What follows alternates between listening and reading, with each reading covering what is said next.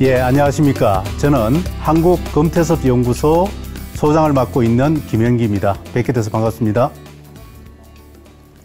예, 제가 검태섭연구소라고 하는 이제 연구소를 하나 하다 보니까 많은 분들이 저한테 묻습니다. 이 검태섭연구소가 뭐 하는 곳이에요?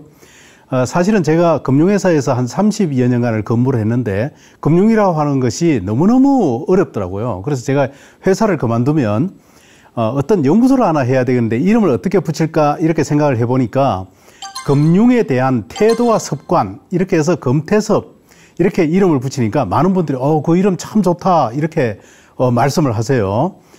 그래서 금융이라고 하는 것이 그냥 단순하게 배움 뭐 그냥 공부만 한다고 해서 되는 것이 아니고 우리 몸속에 그것을 태도와 습관으로 잘 익혀야 그것이 생활 속에서 이렇게 실천할 수 있겠죠.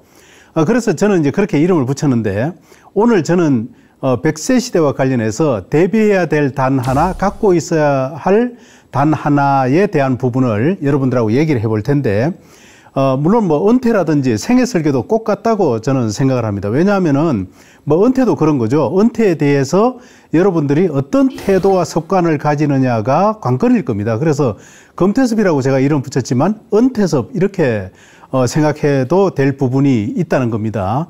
그래서 오늘 이 시간에는 100세 시대와 관련해서 대비해야 될 단 하나, 갖고 있어야 할 단 하나를 꼽는다면 그것이 어떤 것이 있는지를 한번 같이 얘기해 보는 그런 시간을 한번 가져보겠습니다. 그렇다면은 우리가 진짜 100세 시대, 100세 시대 이렇게 얘기하는데 제일 중요한 거는 어떤 건가 하면은 진짜 100살까지 살 수 있느냐는 겁니다. 그게 전제되어야 그 다음에 어떤 다른 얘기를 할 수 있는 것이겠죠. 그래서 제가 이렇게 강의할 때 물어봅니다. 이제 오신 분들한테 첫 번째 질문은 이런 거죠. 제가 정말 궁금한 게 있는데 한번 답을 해 주시겠습니까? 라고 하는 첫 번째 질문. 나는 진짜 100살 이상 살 수 있을 것 같다 하시는 분 손 좀 들어주세요. 라고 이렇게 물어봅니다. 그러면은 실제적으로 생각보다 그렇게 많은 분들이 손을 안 들어요. 100세 시대라 그러는데. 그럼 제가 이제 두 번째 질문을 이제 드리는 겁니다. 두 번째 질문은 어떤 건가 하면은 그러면은 진짜 100살 이상 살고 싶으신 분 한번 손 들어 보세요. 이렇게 물어봅니다. 그러면은 그것도 실제적으로 손을 많이 안 들어요. 그럼 제가 이제 이렇게 얘기하는 거죠. 여러분들은 100살 살고요. 110살 살고 120살 살 겁니다. 이렇게 하면은 너무 좋아가지고 막 책상을 치면서 좋아서 막 함성을 질러야 될 것 같은데 실제적으로 그렇지 않다는 거죠. 그래서 제가 조금만 한번 들여다보겠습니다. 2020년 기준으로 그 태어난 애들 기준으로는 지금 수명이 83.5세입니다. 그럼 이제 많은 분들이 생각을 합니다. 나는 저 나이까지 못 살 거야 이렇게 생각하시지만 현재 60이신 분들은 25.9년을 더 살 걸로 봅니다. 그렇게 되면은 2020년에 태어난 애들에 비해서 한 2.4년을 더 삽니다. 그러니까 여러분들은 그 먼저 돌아가신 그 동기분들 목만큼 살아줘야 평균을 채우는 거잖아요. 그러니까 조금 더 삽니다. 이게 사실은 어떻게 보면. 그래서 내가 수명이 평균은 내게 아니잖아요. 평균보다 내가 더 살 수 있나 없나 하는 것은 대단히 중요한 거겠죠. 현재 83.5세를 기준으로 해보면 제일 많이 죽는 나이는 87세입니다. 그런데 2030년이 되면 대한민국이 전 세계에서 제일 오래 사는 나라가 될 거라 그래요. 그래서 여자들은 90.82세, 남자들은 84.07세를 산다. 그러면 이때 평균 수명은 87세가 됩니다. 그리고 제일 많이 죽는 나이는 90세 이렇게 됩니다. 그래서 이제 세계적인 석학들이 물었습니다. 한국이 왜 그렇게 오래 살아요? 이렇게 물으니까 한국에 있는 석학들이 뭐라고 얘기했는가 하면은 한국 사람들은 첫째, 너무너무 잘 먹어요. 그랬습니다. TV 채널만 돌리면은 전부 뭐가 나와요? 먹는 방송이 막 나오잖아요. 두 번째, 한국은 건강보험 체계가 전 세계에서 제일 잘 되어 있다라고 얘기를 합니다. 그래서 제일 오래 산다라고 얘기했습니다. 그래서 여기에서 포인트는 뭔가 하면은 2030년이 되면은 평균 수명은 87세, 그 다음에 제일 많이 죽는 나이는 90세 이렇게 된다는 겁니다. 그래서 이제 90세가 제일 많이 죽는 나이 90세가 되면 어떻게 되는가 하면은 우리 주변에서 100살까지 사는 사람들을 많이 보게 된대요. 그래서 그때 100살 이상을 사는 분들을 많이 보게 되는 때, 그때를 100세 시대라고 한다. 그런데 그렇게 되면은 여러분들이 어떤 생각이 드는가 하면 지금은 이렇게 생각하죠. 나는 100살까지 못 살아. 나하고 관련 없어. 이렇게 생각하지만 그런 시절이 오면 저거 100살? 내일이 아니었는데 내일이 될 가능성이 있겠네? 이렇게 된다는 겁니다. 그러니까 100살이 내일이 될 것 같은 그 시대. 그게 이제 100세 시대 도래한다고 보는데 세계적으로는 2030년이 되면 그 시기가 올 거라고 대한민국을 예측한 겁니다. 그래서 이제 이렇게 생각할 수 있습니다. 수명이라고 하는 것을 한번 들여다보면은 한 2000년 전만 하더라도 평균 수명은 뭐 20살, 25살이었답니다. 그로부터 한 2000년이 흐르면서 1900년이 됐는데 수명이 겨우 40살이었습니다. 근데 그로부터 지금 122년이 지났는데 지금 뭐 83.5세 뭐 이렇게 막 87세 막 이렇게 얘기하고 있잖아요. 급격히 수명이 늘어났죠. 요 한 10년, 20년 사이에. 그래서 왜 그렇게 수명이 늘어났어요? 라고 얘기했더니 오늘날에 우리가 지금 살고 있는 환경위생영양보건이 1900년, 1950년, 1970년에 비해서 너무너무 좋아졌다는 겁니다, 이게. 그러면은 그런 것을 환경위생영양보건을 어떻게 만들어냈느냐라고 했더니 진짜 주범은 돈이랍니다. 돈이 뭔데? 자본주의가 발달되면서 오늘날의 환경위생영양보건을 그만큼 좋게 우리가 만들었다는 거죠. 그래서 이 말을 다른 말로 조금 돌려보면 무슨 말이 되는가 하면은 돈이 많은 나라, 잘 사는 나라가 오래 산다 이렇게 되고요. 국내에서, 한국에서도 잘 사는 사람들이 오래 삽니다. 예. 그래서 그거를 남북한과 비교할 수도 있거든요. 이제 북한의 수명과 우리나라의 수명을 비교해 보면 2019년의 자료를 보면 북한보다 우리나라가 11년 오래 삽니다. 그러니까 그만큼 그 사이에 우리가 잘 살게 되었다는 것을 얘기하는 겁니다. 1969년만 하더라도 남한이 60세, 북한은 59세로 한 살 정도밖에 차이가 안 났습니다. 그 앞에는 북한이 우리보다 더 오래 사는 때도 있었습니다. 그러니까 오늘날에는 우리가 11년 더 오래 산다 이렇게 됩니다. 그런데 현재 환경위생영양보건을 한 1000년 전, 그러면 그때가 고려시대나 뭐 신라시대 정도 되겠죠. 그때로 가져가면 그때 사람들도 정말 오래 살았을까 하는 겁니다. 근데 실제적으로 이 질문에 대한 답은 뭔가 하면은 그때 사람들도 오래 살았을 거라는 겁니다. 그러니까 유전적으로 발전된 것은 별로 없고 실제적으로는 환경위생영양보건이라고 하는 것을 오늘날에 이렇게 잘 만들어가지고 우리가 오래 살게 되었다 하는 것이 이제 관건이라는 거죠. 그래서 제가 보건대는 이렇습니다. 한 2040년이 되면 실제적으로 한 평균 수명이 87세 정도 될 거라고 보는 거죠. 그래서 그때가 되면 100세 시대가 실제적으로는 그렇게 된다고 보는 겁니다. 그래서 여기 잘 산다고 하는 통계에는 많은 부분이 포함되어 있습니다. 거기에는 뭔가 하면 내가 건강을 위해서 노력하는 사람도 있을 수 있고 호기심이 막 넘쳐가지고 이렇게 스스로 참여해서 강의나 교육 같은 것을 막 들으러 이렇게 오시는 분들, 이런 분들은 제가 건강 수명을 한 5년, 10년 더 드리고 싶거든요. 그러면 이제 그런 분들은 더 오래 살 수 있는 환경이 만들어지는 것이겠죠, 사실은. 그래서 미래에 이렇게 표를 보더라도 우리가 한번 생각해 볼 수 있는 여지가 있습니다. 예를 들어서 남자의 경우를 본다 하더라도 한 60에서 64세까지 살아남을 가능성이라고 하는 건데 60에서 64세로 과거에는 말입니다. 옛날에는 한 100명이 태어나면 60살을 본 사람은 10%밖에 안 됐습니다. 10명. 그런데 오늘날에 보면 여러분들 한번 주변에 보시면 한 60살 이신 분들을 기준으로 볼 때 몇 명이 살아남을까요? 100명이 태어났으면. 예, 거의 제가 봐서는 뭐 95%는 살아 있습니다. 그래서 우리가 왜 이런 것을 얘기하는가 하면은 우리가 하나 포인트를 짚고 넘어가야 되는 거죠.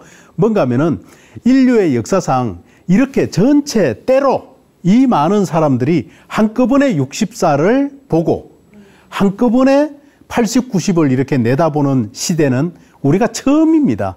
그러니까 처음인데 이거를 우리가 경험해보지 못했으니까 한 100년, 200년 누가 겪어봤으면 저렇게 하면 되겠구나 하지만은 그걸 겪어보지 못했잖아요. 그러니까 우리가 그것을 조금씩 이렇게 들여다보면서 이해하고 우리는 어떻게 살아가야 되는지를 좀 생각해 볼 수 있는 여지가 만들어지는 것이죠. 그래서 여기에서는 우리가 하나만 짚고 넘어갈게요. 그게 뭔가 하면은 나는 100살까지 못 살 거야가 아니라는 거예요. 나는 100살까지 살 가능성이 있어. 일찍 죽으면 문제가 없겠지만 오래 살면 문제가 되잖아요. 그러니까 이제 그런 관점을 한번 보자는 얘기예요. 그래서 사람들한테 물어봤습니다. 장담컨대 여러분은 100살 이상 살 겁니다. 그러면 사람들이 나는 100살까지 살고 싶지 않은데요. 왜요? 너무 힘들어요. 그럼 몇 살까지 살고 싶은데요? 나이에 관계없이 어쨌든 당분간은 살고 싶어요 얘기합니다. 당장 죽고 싶은 생각은 없다는 거예요. 그 당분간이 얼만데요? 그러면 60살은 20년, 70살은 15년, 80살은 10년 뭐 이렇게 조금씩 이렇게 해서 당장 죽기는 싫다고 얘기를 합니다. 그렇다면 언젠가는 죽겠죠. 그러면 미리 죽음 준비를 해야 하지 않을까요? 당장 죽는 건 아닌데 뭘 그걸 미리 준비해요. 이렇게 얘기하죠. 그럼 당장 죽는 일이 없을 거라고 왜 그렇게 생각하나요? 그랬더니 물론 지금 코로나 환경이긴 하지만은 사람들이 전쟁이라든지 뭐 기근, 그다음에 전염병, 그다음에 뭐 여러 가지 그런 어떤 교통사고라든지 이런 것과 관련해 가지고 내가 거기에 해당되지 않을 거다. 확률상으로 내가 거기에 들어가지 않을 거라는 생각을 많이 한다는 겁니다. 그렇지만 우리는 언제는 죽겠죠. 그럼 미리 준비해야 되는데 그러면은 앞으로 한 100살까지 사실 거니까 지금부터 준비 한번 해볼까요? 그럼 어떻게 살아야 되나요? 글쎄요. 잘 모르겠는데요. 이제 이렇게 얘기한다는 겁니다. 그래서 오늘 첫 번째는 여러분들은 100살까지 살 가능성이 있으니까 그렇게 설계를 하셔야 된다는 말씀을 드렸습니다. 그 다음 얘기는 이렇게 얘기해야 될 겁니다. 자, 100살 살아요. 그러면 대비해야 될 단 하나를 한번 꽂아보자는 겁니다. 대비해야 될 단 하나. 이걸 얘기하기 전에 제가 하나 얘기를 해보고 싶습니다. 60살이다. 그러면 100살까지 살면 한 40년이 있잖아요. 50살이다 그러면 50년이 있습니다. 이게 어떤 것을 내포하고 있는지를 조금 봐야 되겠죠. 그게 뭔가 하면 이런 겁니다. 여기 보면 아툴 가완디가 어떻게 죽을 것인가 그 책에 이런 표현을 좀 해놨습니다. 나이가 많은 사람들의 경우 그들이 두려워하는 것은 죽음이 아니라는 겁니다. 그들이 그 죽음에 이르기까지 일어나는 일들, 그게 뭔가 하면은 청력, 기억력, 친구들, 생활 방식 이런 것을 다 잃게 되잖아요. 그래서 그 책에 보면 실버스톤 박사의 표현이라고 하는 부분에서 나이가 든다는 것은 계속해서 무언가를 잃는 거다. 그리고 필리로서는 소설 에브리맨에서 이걸 더 비통하게 표현했는데 나이가 드는 것은 투쟁이 아니라 대학살이라고 표현한 겁니다. 그래서 요렇게 보면은 제가 그래가지고 그 에브리맨을 이렇게 책을 우리나라 것도 사보고 원본도 이렇게 사봤습니다. 그게 그렇게 표현됐습니다. 노년은 전투가 아니다. 노년은 대학살이다. 전투는 이런 거죠. 싸움이라고 하는, 전쟁이라고 하는 거는 10번 붙었다. 그러면은 7번 질 수 있지만 3번 정도는 이길 겁니다. 아마 전투라고 하는 전쟁은. 대학살은 뭐예요? 일방적으로 당하는 겁니다. 이게. 그러니까 일방적으로 지금부터 이뤄가는 이 과정을 내가 어떻게 받아들이냐 하는 것은 굉장히 마음적으로 준비가 좀 필요한 부분이겠죠. 그래서 밑에는 제가 이렇게 표현한 겁니다. 나이가 드는 것이 대학살이라니 이것은 가히 노년을 바라보는 충격적 실체다. 나는 대학살 당하지 않을 수 있을까? 피해갈 수 없는 학살의 현장에서 쪼그라드는 마음을 지켜보는 것은 견디기 어려운 노년의 과정이다. 이것이 어떻게 나이 들 것인가의 명제를 미리 들여다봐야 하는 이유가 되는 거고 노년을 배워야 하고 준비해야 되는 이유가 되는 것이겠죠. 그래서 이런 어떤 관점을 하나 보고 우리가 한번 보자는 겁니다. 그래서 저는 대비해야 될 단 하나를 뭘로 꼽는가 하면 외로움이라고 봅니다. 외롭지 않기 위해서 무엇이 있어야 하는가. 제가 많은 강의에서 그렇게 물어봅니다. 여러분, 외로움에 대비하기 위해서 우리는 뭘 해야 될까요? 이렇게 사람들한테 물어보면은 많은 얘기를 합니다. 어떤 얘기를 할까요? 뭐 공부를 해야 돼요. 종교가 있어야 돼요. 뭐 봉사활동을 해요. 여행을 가요. 뭐 또 애완견이 있어야 돼요. 막 이런 얘기를 하세요. 그런데 그러면 이제 그런 것들이 전부 다 외로움에 대비하는 방법이고 그게 은퇴설계입니다. 사실은. 그런데 제가 여기서 두 가지 포인트를 얘기합니다. 어떤 포인트를 얘기하는가 하면은 우리가 60평생을 살아오면서 또는 뭐 그 인생을 살아오는 과정에서 보면 천차만별이죠. 각자 다 다릅니다. 그렇게 해서 이제 오신 분들이 있는데 돈이 조금 없으신 분들은 어떤 생각을 하는가 하면요. 외로움에 대비하기 위해서 뭐가 있어야 돼요? 그러면요. 제일 먼저 나오는 말이 돈이 있어야 돼요. 그렇게 얘기합니다. 예. 그리고요.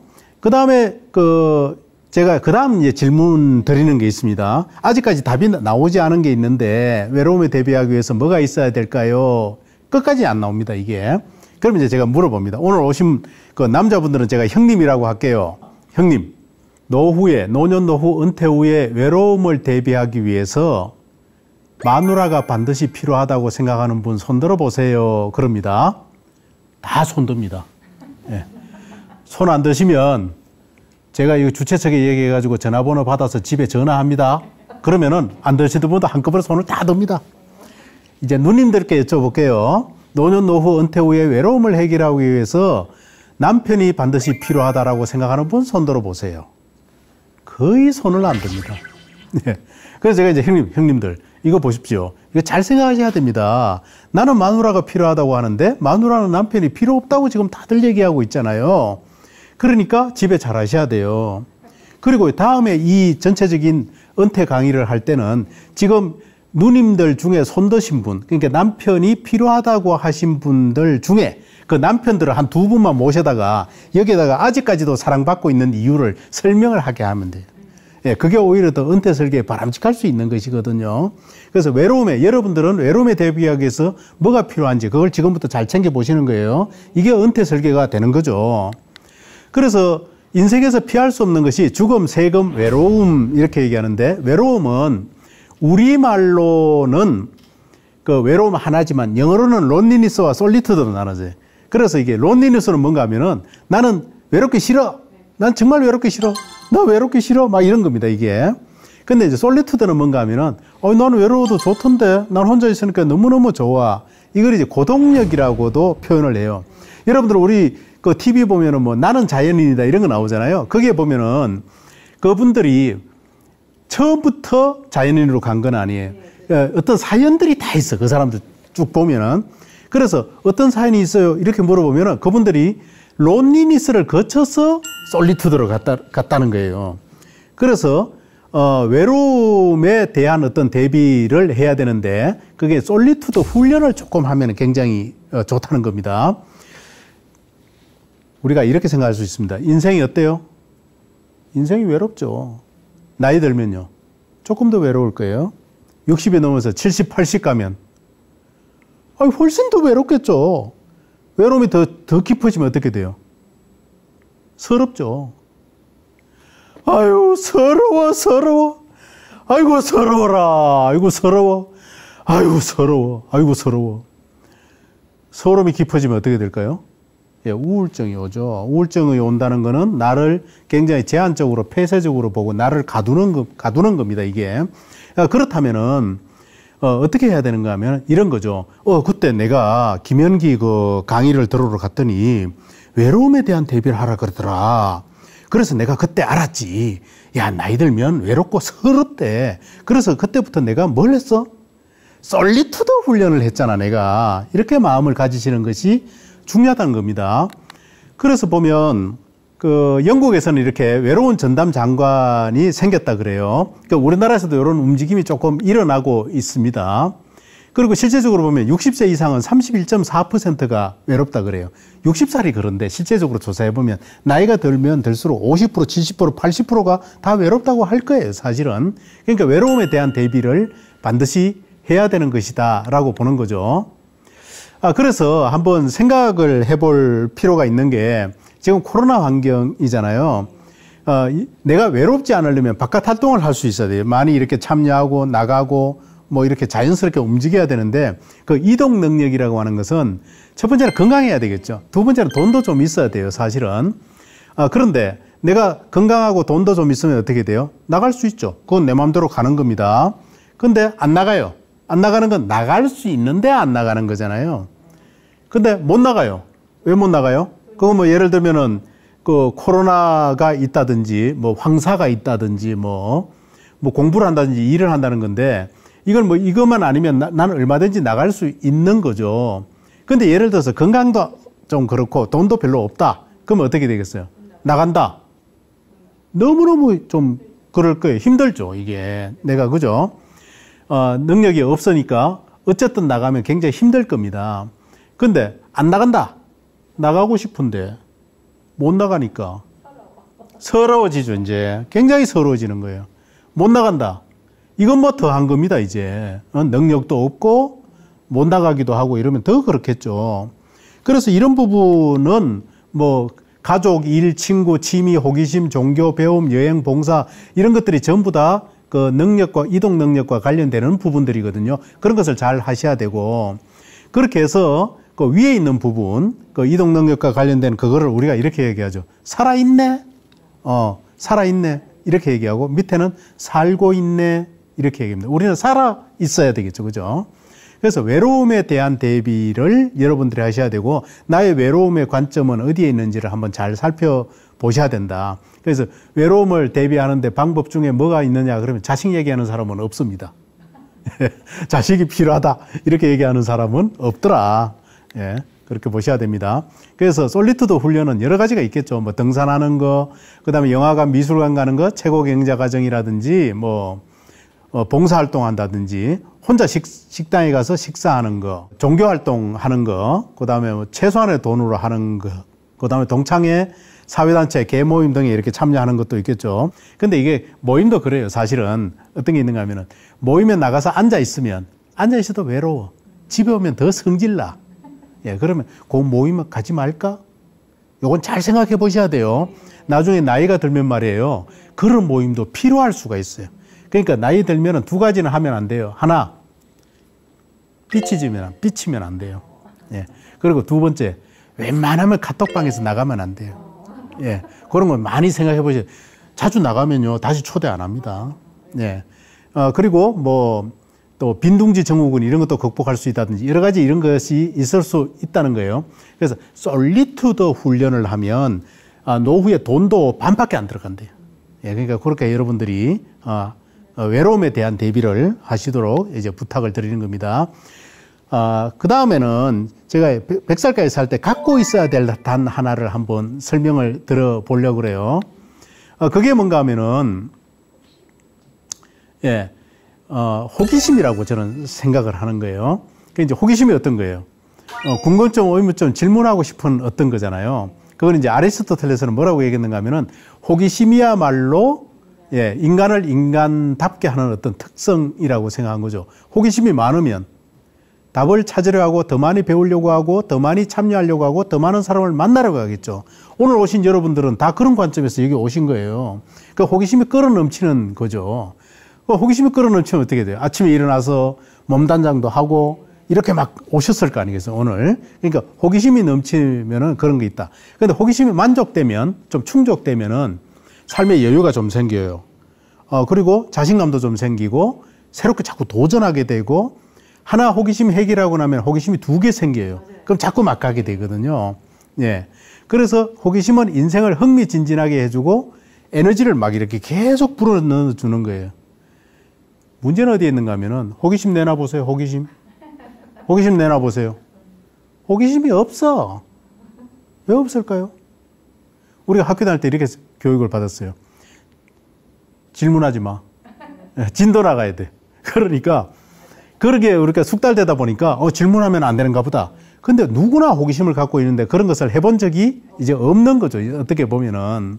그래서 여러분들 호기심에 대한, 그래서 저는 이렇게 얘기합니다. 호기심이 있으려면 어떻게 해야 되느냐는 거예요. 그게 뭔가 하면 메모, 기록, 일기를 적으시면 돼요. 요거를 적는 거죠. 오늘 일기는 어떻게 적으실 거예요, 여러분들이? 오늘 가시면 김현기의 은퇴설계 이렇게 제목을 붙이신 다음에 김현기가 했는 얘기를 한 10줄만 이렇게 쭉 적으시면 돼요. 그게 메모고 기록이고 일기가 되겠죠. 그래서 오늘 얘기를 들으신 부분을 가지고 향후에 한 몇 달 동안은 뭐 최소한 한두 달 정도는 바쁘셔야 돼. 그래가 책도 좀 보고 그다음에 그런 장소에도 찾아가 보고 그죠. 그렇게 하다 보면은 계속 할 일이 생기고 또 참여하게 되겠죠. 그죠. 그래서 그런 부분을 살펴봐야 되고, 저는 그 메모, 기록, 일기를 군 부대 있을 때부터 좀 이렇게 쓰기 시작했습니다. 제가 자대 배치 받아서 갔더니 그 일기를 쓰라는 게, 그 군대 일기를 수양록이라고 하거든요. 그럼 제가 이등병이기도 하고 그래서 그러면 뭐 내가 쓰지 하고 해서 첫 번째 수양록을 105일간 이렇게 썼어요. 제가 여러분들 보여드리기 위해서 오늘 가져왔는데 이게 첫 번째 제가 쓴 그 수양록입니다. 이렇게 해서 제가 이것을 8건을 쓰고 제대를 이제 했습니다. 전역을 했는데 이것을 안에 보면 우리 때는 전부 다 편지를 막 주고 받았잖아요. 그 중에 제 친구가 저한테 보내준 편지가 있습니다. 그걸 하나 좀 제가 보여드리기 위해서 오늘 가져왔는데 이겁니다. 여러분들 보시면 아마 놀라실 거예요. 예, 멋있죠, 그죠? 예, 친구가 이렇게 써가지고 저한테 보내줬는데 제가 이것을 강의할 때마다 늘 사용을 하니까 이게 좀 낡아졌어요. 그래서 어떻게 할까 고민하다가 인사동에 가서 이거 어떻게 좀 해주실 수 없어요? 그랬더니 인사동에서 그거 우리가 그런 거 하는 전공입니다 하면서 이렇게 그 접지를 대가지고 만들어 주시더라고요. 그래서 제가 오늘 보여드리기 위해서 여러분들한테 이렇게 가져왔는데 이렇게 해서 일기를 썼고 105일 동안 한 권을 쓰다 보니까 습관이 붙었잖아요. 제 위에 고참들 중에는 적는 사람이 하나도 없었지만은 저는 군대 생활하는 동안에 수양록이라도 적자 해서 계속 썼던 겁니다. 그래서 신입사원 연수일기도 쓰고 지금 뭐 계속해서 일기도 적고 있는 거죠. 이런 것을 발판으로 해서 거기에서 이렇게 모아서 여러분들한테 강의도 하고 있는 거거든요. 그런데 우리가 100세 시대의 성장과 발전에 대해서 조금 생각을 해보면 우리가 학교 다닐 때는 말이에요. 거기에 교육, 학습, 공부가 이렇게 어우러져 있습니다. 선생님이 시키기도 하고 우리가 자발적으로 하기도 하고 훈련도 있고 뭐 여러 가지가 그렇게 어우러져 있거든요. 그걸 영어로 표현하면 education, train, study, learning 이런 게 어우러져 있는 겁니다. 그러면 사회에 나오면 어떻게 되겠어요? 아무것도 없습니다. 딱 하나 남습니다. 러닝이 뭔가 하면요. 내가 자발적으로 참여해야 됩니다. 회사에서 강제로 교육시키는 거 빼고 내가 스스로 참여해야 됩니다. 오늘 여러분들도 뭐예요? 오늘 강제로 오신 분 없습니다. 다 자발적으로 이렇게 막 오시거든요. 이러한 배움이 굉장히 중요함에도 불구하고 이런 것을 우리가 해본 적이 없기 때문에 잘 안 하는 겁니다. 사회생활 3, 40년 하기 위해서 12년에서 16년 동안 학교에서 공부를 했는데 지금 은퇴기간 40년, 50년에 대한 공부를 좀 합시다. 이건 없거든요. 이거는 자발적으로 해야 된다는 거고요. 그래서 한국의 성인 학습 의지가 전 세계에서 제일 꼴찌랍니다. 그래서 이어령 선생님이 원래 돌아가셨죠. 그런데 이어령 선생님이 이런 말씀을 하셨습니다. 이게 여러분들이 아시는 지지자 불여, 호지자 불여, 낙지자라는 논어옥야편에 있는 건데 이걸 가지고 와서 뭐라고 얘기했는가 하면은 학교에서 똑똑한 사람을 만들어서 내보내고 있어. 그걸 지지자라고 얘기합니다. 근데 학교에서 배우는 것, 뭐 이런 것을 좀 좋아하는 사람, 호지자를 좀 만들어 가지고 내보내지. 그걸 왜 안 했을까? 그 다음에 세 번째, 배우는 것을 즐거워하는 낙지자를 만들어 가지고 내보내야 되는데 그걸 안 했다. 그러면서 우리 사회를 어떻게 표현했는가 하면 이건 뭐 다른 분들도 다 이렇게 표현했습니다. 학교를 졸업하면 만세를 부른답니다. 드디어 내 인생에서 공부는 끝났어. 너무너무 좋아. 난 다시는 공부 안 할 거야. 사람들이 그렇게 생각한다는 건데 여러분들이 생각해 보시면 사회에 나와가지고 배우는 게 진짜 배우는 것일 수 있는데 그래서 많은 사람들이 잘 안 하고 있다는 거죠. 그래서 한국 사람들이 자기 공부에 서툰 이유를 몇 가지 제가 적어봤습니다. 이 네 가지 중에 어떤 것이 가장 핵심인지 한번 생각을 잠깐만 해볼게요. 학교 가는 날이 정해져 있죠, 우리는. 그날만 학교 갑니다. 두 번째는 숙제와 시험이 있어야 공부합니다. 세 번째는 필요한 교육은 누군가 시켜준다고 생각합니다. 그게 뭐 국가가 될 수도 있는 거고 뭐 집이 될 수도 있는 거잖아요. 가정이 될 수도 있는 겁니다. 그러면서 흔히 이렇게 생각합니다. 나는 가만히 앉아있을 테니까 교실에 가만히 앉아있으면 우리가 보면요. 선생님이 왔다 갔다 합니다. 선생님이 들어와서 강의하고 교육하고 나가고 강의하고 교육하고 나가고 학생은 가만히 앉아있습니다. 이렇게. 우리는 이렇게 공부하는 방법에 굉장히 익숙해져 있는 거고요. 그 다음에 제가 생각하는 제일 중요한 건 뭔가 하면은 세상 모든 공부는 공짜입니다. 배우면 공짜입니다. 그래서 제가 어디 강의하러 가면 물어봅니다. 오늘 여기 돈 내고 오신 분 손 들어보세요. 뭐 그런 은퇴 교육이나 이런 데 보면 단체에서 하는 거는 그 단체에서 교육비를 다 대죠. 돈 내고 온 사람이 없는 겁니다. 그래서 학교 다닐 때 공부는 수업료는 누가 내줬어요? 부모님이 다 내줬죠. 도시락까지 싸주면서 예, 모든 것을 다 준비해가지고 부모님이 다 내줬습니다. 회사 다닐 때는 회사가 다 내줬죠. 그러니까 누구나 뭐라 그래요? 공부는 공짜다. 배우는 건 공짜다. 그 사회에 나오면 공짜가 아니죠. 배우면 어디 공짜가 있겠습니까?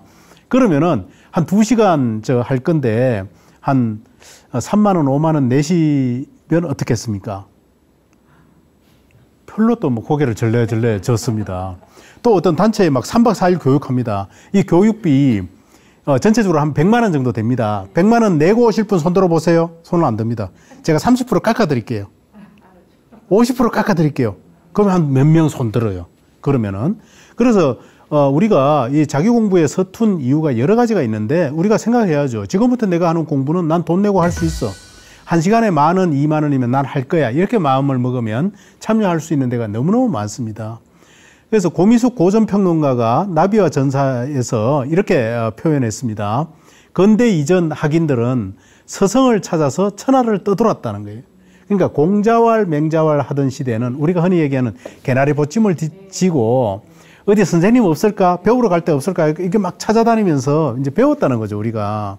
그런데 지금은 나는 가만히 앉아있을 테니까 강의하시는 분들이 들어와서 강의하고 이렇게 나가는 그런 거면 우리가 익숙해져 있는 거잖아요. 그렇게 생각하지 말고 찾아가는 그런 교육에 한번 참여해 보십사 하고 이제 말씀을 드리는 겁니다. 한번 생각을 해보겠습니다. 학교에서 배운 것과 배우지 못한 것이 있습니다. 저는 금융회사에 다녔으니까 금융교육은 돈교육이죠. 돈교육은 돈에 대한 태도와 습관을 배우고 익히는 학습일 겁니다. 그냥 그때 저축 열심히 하세요. 투자 잘하세요. 투자 이런 거거든요. 이렇게 해서 잘하는 사람은 없습니다. 그걸 내가 태도와 습관으로 어떻게 잘 익히느냐에 따라서 달라지는 것이죠. 그런데 우리가 생각해 보면 습관과 태도로 익혀야 되는 것은 학교에서 충분히 배우지 못하고 나온 것들이 너무너무 많습니다. 그게.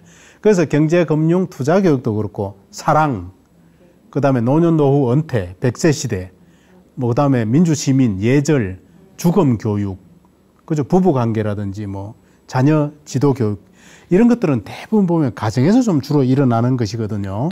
그래서 한번 해보면 이렇게 됩니다. 오늘 이 자리도 제가 볼 때는 교육 강의 또는 세미나, 심포지움, 포럼 중에 하나일 겁니다. 그래서 여러분들이 보시면 교육 강의는 강사가 일방적으로 이렇게 하는 거고요. 세미나 같은 경우는 강사가 이렇게 얘기하는 겁니다. 내가 조금 더 알거든요. 이렇게 말씀드릴게요. 그렇게 하는 거고, 심포지움은 다 전문가들이 모여가지고 이렇게 하는 거. 포럼은 전문가와 아마추어가 이렇게 같이 어울려서 하는 거거든요. 우리는 흔히 여기까지 합니다. 교육 강의, 세미나, 심포지움, 포럼 이렇게 하는데 실제적으로 이렇게 오늘 이렇게 강의를 들으시면 그러면은 그런 사례가 어떤 것이 있을까? 그거를 나하고 이렇게 맞추어 봐야 됩니다. 그리고 또 이제 비즈니스 게임은 또 해보고 그래가지고 실제적으로 현장에 접목도 해야 되잖아요, 여러분들이. 근데 여기까지는 잘 안 합니다. 그러면 오늘 마치고 저하고 한번 오늘을 세미나라고 본다면 세미나 이후에 밑에 것을 한번 해볼까요? 고개를 절레절레 졌습니다. 난 거기까지는 하기 싫어요. 예, 거기까지 하겠다고 그러면은 뭐 안 하겠다고 그러는 거죠. 근데 금융도 비슷합니다. 그래서 은퇴 자산관리 세미나를 진행합니다. 이제 교육을 하죠. 그러면은 연금 자산관리 실제가 어떻게 되는지 한번 사례를 한번 볼까요? 그리고 제가 1대1로 컨설팅 해드릴게요. 이렇게 말씀 좀 해주세요. 한번 제안서를 받았습니다. 그걸 시뮬레이션을 해봅니다. 이 정도 준비하시면 괜찮겠는데요? 좀 모자라는데요? 요건 좀 보충하시죠? 이렇게 얘기해도 되겠죠? 그래가지고 안이 딱 나오면 그것을 입금, 운용, 연금, 수령의 방법으로 실천해야 되는데 여기까지 한번 해볼까요? 아니요. 그 얘기는 필요 없고요. 세미나까지만 해주세요. 우리가 그렇게 얘기한다는 겁니다. 그래서 실제적으로는 은퇴 설계라든지 뭐 100세 시대 이런 것도 시간, 돈, 노력이 들어가는 것이지만 이런 어떤 과정들을 그 밑에 단계들을 같이 한번 보시는 게 좋겠다. 그래서 제가 하나 얘기를 해보겠습니다. 여러분 여기 광화문역을 나가면 거기 3번 출구에 기둥이 하나 있습니다. 지금도 있습니다. 제가 나가면서 늘 보는데 거기에 어떤 기둥에 그 책하고 뭐 이런 것들을 여러 가지로 이렇게 막 그 붙여져 있는 게 있습니다. 제가 신기해서 그걸 한번 봤습니다. 이렇게 보니까 어떻게 되어 있는가 하면은 질문의 크기가 내 삶의 크기를 결정한다. 호모쿵푸스, 고미숙 이렇게 돼 있는 거예요. 질문의 크기가 내 삶의 크기를 결정한다고? 내가 늘 다니면서 호기심이 평생을 사는 열정을 불어넣는 에너지고 그렇게 표현을 했는데 야 그거를 어떻게 좀 적극적으로 설명할 방법이 별로 없었다. 그런데 질문의 크기가 내 삶의 크기를 결정한다고? 그러면 그 책을 사서 한번 봐야 되겠다. 그 책을 사서 딱 보니까 그 말이 나오는 거예요. 공부란 세상을 향해서 질문의 거물망을 던지는 거고 고로 질문의 크기가 곧 삶의 크기를 결정한다는 거예요. 제가 땅을 탁 치면서 어떤 생각을 했는가 하면은 그렇다면 은퇴에 대한 호기심과 질문의 크기가 은퇴 후 삶의 크기도 결정하는 건 아니겠는가. 그래서 그러면 여러분들의 은퇴에 대한 호기심과 질문은 뭔가요? 이렇게 물을 수 있는 거죠. 제가 학생들이나 군부대 또는 사회초년생 이런 쪽에 가서 금융 강의할 때는 이렇게 얘기합니다. 금융에 대한 호기심과 질문의 크기가 금융 위험에 빠지지 않도록 또 도와주고 큰 부자를 만들어주기도 한다. 그러니까 호기심과 질문은 근본적으로 우리가 필요한 부분이겠죠, 이게. 그래서 우리가 한번 생각해 보겠습니다. 여기에서 제일 중요한 요소는 어떤 건가 하면은 이런 게 될 겁니다. 여러분들이 지금부터는 내가 어디에 가서 새로운 것을 배운다기보다 지금 내 환경에서 내가 지금 알고 있는 것을 조금 의심해 보는 겁니다. 그것을 한번 생각해 보는 건데, 이렇게 여기서 한번 볼게요. 이렇게 생각해 볼 수 있겠죠. 전반기 삶에서 배운 것들로 후반기를 살아낼 수 있나? 지금까지 배웠던 걸로 후반기를 그대로 살아내도 문제 없는가? 의심하는 겁니다. 그 다음에는 건강, 가족, 자산, 일, 친구. 이걸 건처, 제사, 우. 이렇게 얘기합니다. 그것만 준비하면은 노후 준비 충분한가? 이렇게 한번 생각해 볼 수 있는 거고, 종합 은퇴 설계 교육한다 그러잖아요. 그거 한번 교육받으면은 그걸로 그냥 이렇게 하면 문제가 없는 건가? 받은 교육 내용을 정답으로 생각하고 그냥 그걸 그대로 받아들여서 나의 노후를 설계해도 되는 건가? 그 다음에 나만의 은퇴 설계 방법이 따로 있는 건 아닌가? 이런 생각을 여러분들이 한번 해보셔야 되는데 이런 생각을 사실상 좀 별로 안 하시는 거거든요. 의심을 해봐야 된다는 거예요. 그래서 버틀런드 러셀이 인간만 사는 오랫동안 당연시해왔던 문제들에도 물음표를 달아봐야 된다. 의심은 결코 나쁜 것이 아니다. 그래서 스스로 의심하는 사람이 오히려 상상력이 있고 이해도를 갖추었다. 의심하는 것은 나쁘지 않다는 겁니다. 이게 우리는 학교에서 그냥 단순히 신뢰, 믿음을 얘기했지만 그것이 아니라 거기서 더 나아가서 조금 의심하면서 거기에 대한 어떤 방법을 찾아야 된다는 얘기가 되겠죠. 제가 많은 강의를 저도 들으러 갑니다. 그랬더니 2015년에 시모무라 미초라고 하는 투자 전문가가 우리나라에 오셔가지고 금융투자교육원에서 강의를 했습니다. 투자와 관련된 내용을. 근데 그분이 쭉 하는데 제가 물론 질문한 것도 있지만 이런 말씀을 하세요. 정부를 무조건 믿지는 마라. 착한 나라에 투자하라. 이 말은 무슨 얘기인가 하면은 정부가 하고 있는 여러 가지 일들도 그런 것들이 대부분 열심히 잘 하고자 하는 바는 있겠지만 그것이 현실에서 그냥 당연히 믿고 이렇게 하는 것은 아닐 수 있다는 거예요. 착한 나라에 투자라는 얘기는 그만큼 좀 선진국이라든지 이런 나라는 그나마 이게 제도와 틀이 맞추어져 있으니까 그런 나라에 투자하는 것이 좋다고 보는 거죠.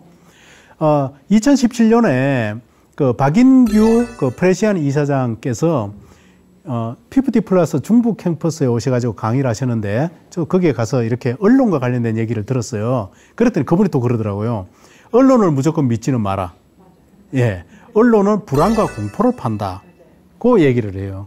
그러니까 너무 불안과 공포를 이렇게 막 조장을 하면 그게 좀 문제가 좀 있는 거잖아요, 사실은. 특히 제가 볼 때는 투자와 관련된 것을 보면 불안과 공포가 최고로 올랐을 때는 전 신문의 일면에 막 그게 나와요. 그렇게 해야 언론이 홍보도 많이 되고 신문도 많이 팔리겠죠, 사실은. 오히려 그럴 때가 주가가 바닥일 가능성도 있는 거예요. 그래서 언론을 무조건 믿지 마라 이렇게 얘기하고 2017년도에 전성은 거창고 교장선생님이 오셔가지고 그 참고는 여러분들이 뭐 잘 아시다시피 그 직업 선택의 10계명 뭐 이런 걸 유명하잖아요. 그분 강의를 제가 여러 번 들어봤는데, 그래서 이분이 학교와 관련된 얘기를 하세요. 그래서 제가 물어봤어요. 그럼 학교를 우리가 뭘 믿어야 될까요? 그랬더니 그분이 학교가 모든 것을 가르쳐 준다고 믿지 마라. 전통적 교육은 가정의 몫이었다는 거예요. 가정은 어떤 건가 하면 습관과 태도로 익혀야 되는 것은 가정에서 많이 이렇게 되어 왔다는 뜻이겠죠, 그게. 그래서 제가 이게 내리는 결론입니다. 공부는 있다고 주장하는 사실을 그냥 믿는 것은 아니다. 뭐다? 합리적으로 의심하는 것이다. 왜 그런가? 그게 전부인가? 다르게 볼 여지는 없는가? 이렇게 보셔야 된다는 거예요. 그래서 이제 오늘 마무리하면서 제가 말씀을 한번 드려보겠습니다.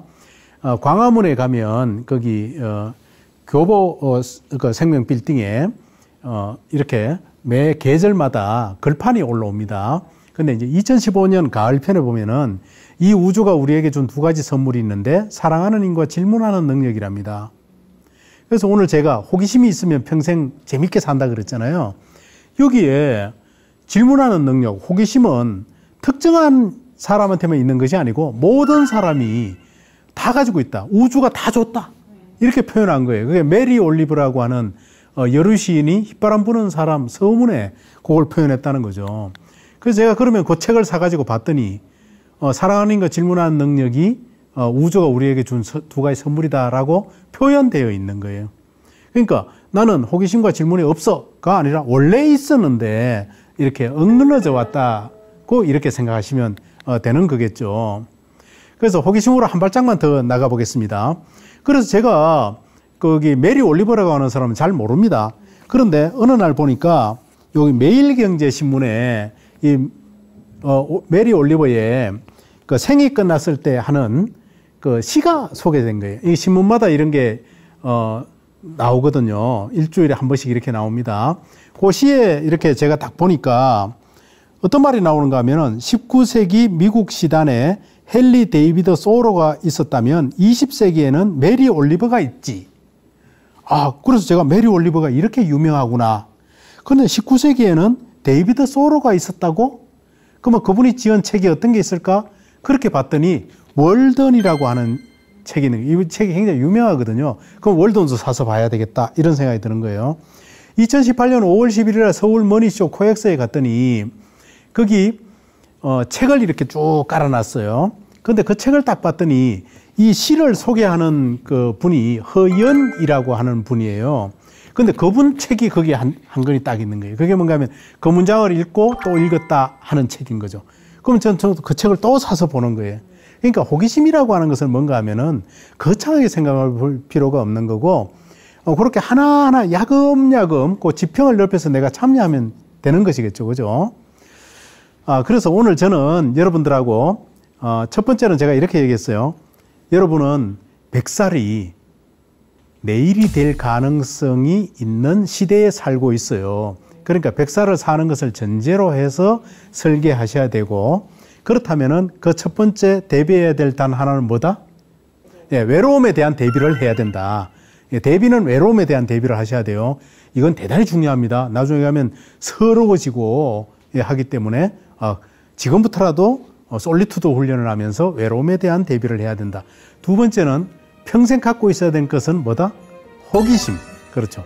호기심을 나는 끝까지 유지하면서 거기에 따라서 부단히 배우기도 하고 의심해 보기도 하고 또 내가 살아가는 어떤 방법에 대해서 재정립해 보고 그런 것이 필요할 겁니다.